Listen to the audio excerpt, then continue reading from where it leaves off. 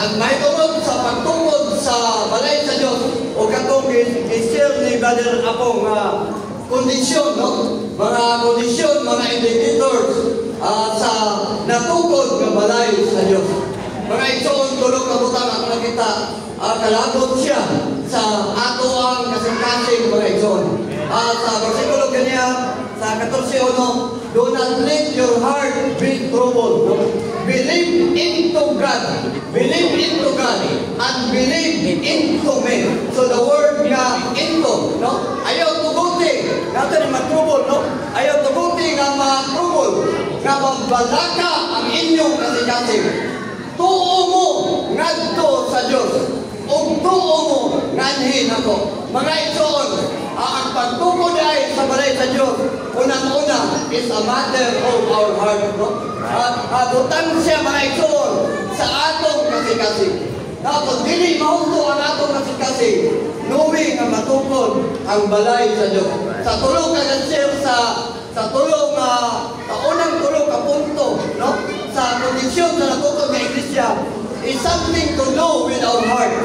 That is loving the Lord. Una, may kumata sa Diyos, may kumata sa iyang tulong, then may kumata sa mga igsoon. Mga igsoon, that is something to do with our heart. Kung ang atong heart, dili kabalong mahiguma, no? Wata, dili mga igsoon, there's no way na matungkol ang balay sa Diyos yun nato. Dayon, ikaw ba na willing to serve, no?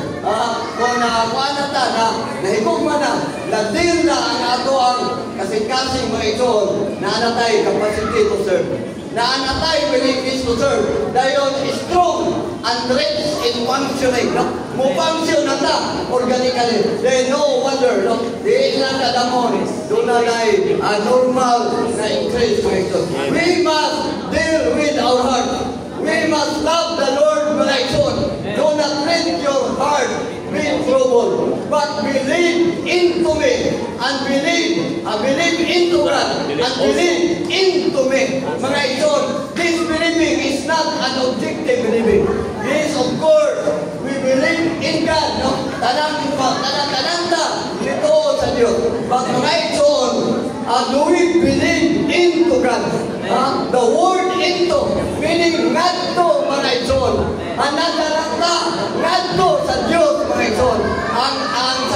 Sa 1:14, ang punto, mao nga, dadunta mga igsoon ngadto sa Diyos. Kung ang Diyos madala, dili nato. Aron kita, makapuyo sa Diyos. Kung ang Diyos mga igsoon, makapuyo, dili nato. Mga igsoon, mahimo